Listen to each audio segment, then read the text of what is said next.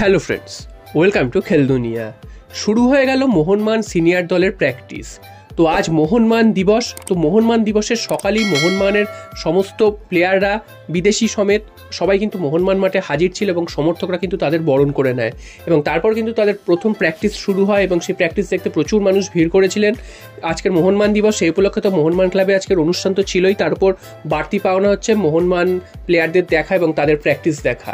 তো সব মিলে কিন্তু আজকে জমজমাট কেটেছে মোহনবাগান সমর্থকদের। তারা কিন্তু মোহনবাগানের প্র্যাকটিস দেখেছে এবং সমস্ত প্লেয়াররাই মোটামুটি উপস্থিত ছিল, 2-3 জন ছাড়া। আনোয়ার আলী আসেননি, এছাড়া কিন্তু অনিরুদ্ধ থাপাও কিন্তু 2-1 দিনের মধ্যে চলে আসবেন যা শোনা যাচ্ছে।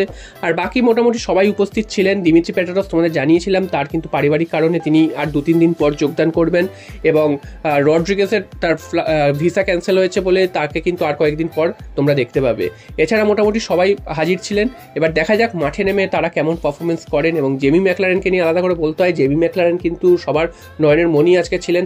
তার জন্মদিনও ছিল, তাও সেখানে জন্মদিনের কেক কাটা হয়। সব মিলিয়ে জেমি ম্যাকলারেনও খুব খুশি তাকে এইভাবে যে বরণ করে নেওয়া হয়েছে। আপুইয়াও খুব খুশি, আপুইয়াও প্রথম দিন আজকে প্র্যাকটিসে এসেছেন। তো সব মিলিয়ে কিন্তু একটা জমজমাট দিন কেটেছে বলাই যায়। এরপর চলে আসি যে দুটো ট্রান্সফার রিউমার বেরিয়েছিল, একটা লিস্টন কোলাস, একটা অনিরুদ্ধ থাপা। লিস্টন কোলাসও বেঙ্গালুরু এফসিতে যেতে পারেন এবং অনিরুদ্ধ থাপা তিনি অন্য কোনো ক্লাবে যেতে পারেন বা ইস্ট বেঙ্গলে যেতে পারেন, এরকম কিন্তু একটা নিউজ উঠে এসেছিল। তো তোমাদের প্রথমেই জানিয়ে দিয়েছিলাম যে নিউজটা পুরোপুরি ভিত্তিহীন। তো যেটা জানা যাচ্ছে যে লিস্টন কোলাসও তিনি কিন্তু আজকে প্র্যাকটিসে জয়েন করেছেন। তো যে রিউমারটা উঠে এসেছিল সেটা কিন্তু একেবারেই ভিত্তিহীন, সেটা কিন্তু বোঝাই যাচ্ছে। আর অনিরুদ্ধ থাপা আজকে জয়েন করেনি, তবে তিনি কিন্তু কলকাতায় চলে এসেছেন। তিনি কাল থেকে জয়েন করবেন এবং তিনি এতদিন 7 নম্বর জার্সি পরে মোহনবাগানে খেলছিলেন, এবার থেকে তিনি 6 নম্বর জার্সি পরে কিন্তু মোহনবাগানে খেলবেন। তো দুটো ব্যাপারই কিন্তু কমপ্লিটলি সলভ হয়ে গেছে। তো এখানে আর কোনো রিউমারের কোনো ব্যাপার নেই, মোহনবাগানেই থাকছেন এই দুজন প্লেয়ার। তো এদেরকে কিন্তু মোহনবাগান ছাড়ছে না। আর সবশেষে চলে আসি আনোয়ার আলীর কেসে।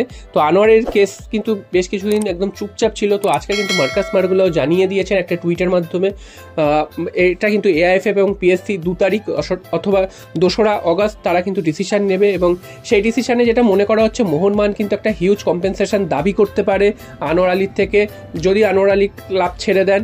তাছাড়া কিন্তু আনোয়ার আলীর যদি দোষী প্রমাণিত হয় সেক্ষেত্রে কিন্তু আনোয়ার আলীকে 6 মাসের জন্য ব্যান করা হবে এবং তিনি কিন্তু 6 মাস কোনো ফুটবল খেলতে পারবেন না। উল্টো দিকে যে ক্লাব তাকে সই করিয়েছিল বা যেই ক্লাবগুলো এতে যুক্ত ছিল তারা কিন্তু 2টো ট্রান্সফার ব্যানের সম্মুখীন হবে, অর্থাৎ 1 বছর কিন্তু তারা কোনো প্লেয়ারকে ট্রান্সফার করতে পারবে না।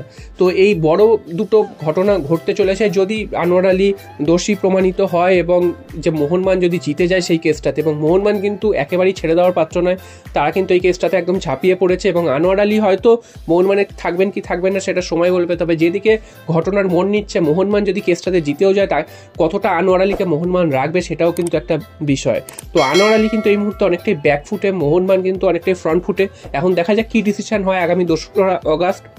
তো সেদিনই কিন্তু বোঝা যাবে যে আনোয়ার আলীর ভবিষ্যৎ কী হবে। তো আনোয়ার আলী যদি দোষী প্রমাণিত হয়, আরও একবার জানিয়ে দিই, তিনি কিন্তু 6 মাসের জন্য ব্যান হবেন, অর্থাৎ 6 মাস তিনি কিন্তু কোনো ধরনের ফুটবল খেলতে পারবেন না।